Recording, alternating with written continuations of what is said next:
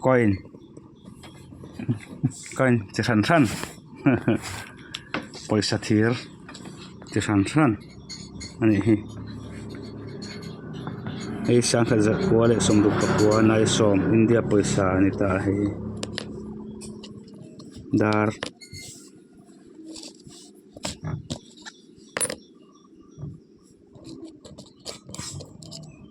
India पैसा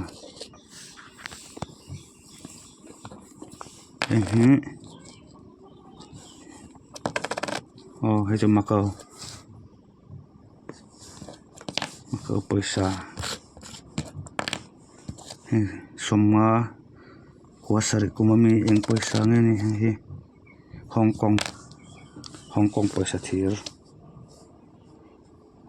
yang ram nghe này coin đủ thế kan coin lấy đủ thế ka hay पैसा thir पैसा coin ka nga ania chiran hay cheng nga thir te Indira Gandhi lem chuang jong thina ma se Indira Gandhi tak kha chu kanai lo ne om tak ania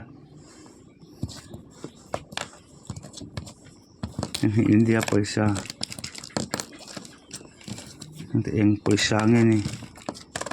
khra chenga chu ni ba India tho ni heng te eng ram पैसा nge heng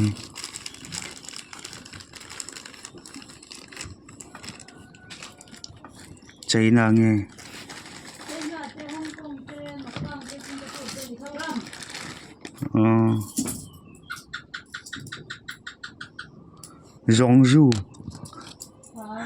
Zhongzhou anh giác cái này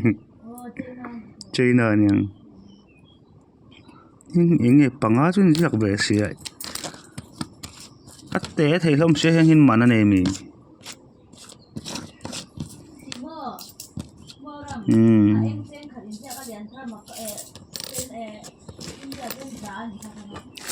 hey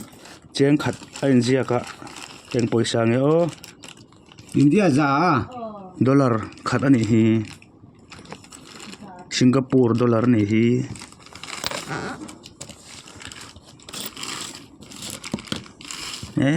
cha thale mai ang hi o Macau India za ri sa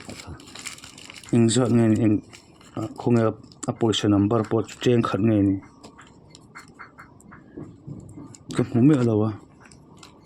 cheng khat ni a Alien te alien boka cha tha boka le lut maya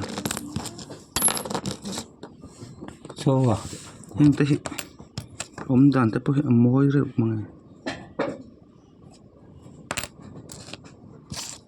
ram पैसा nge mon ni le heng ha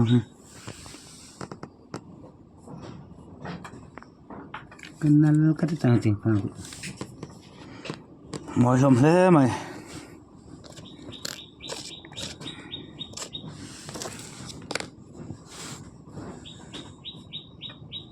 dar पैसा le dar lo le hey du chuan min lo be don nia ka phone number chu 7085434172 a hian min lo contact anga coin ka nga nia he पैसा thir kha lei du anom le thina antia ok ang deu hi ni karinga du chuan hei hi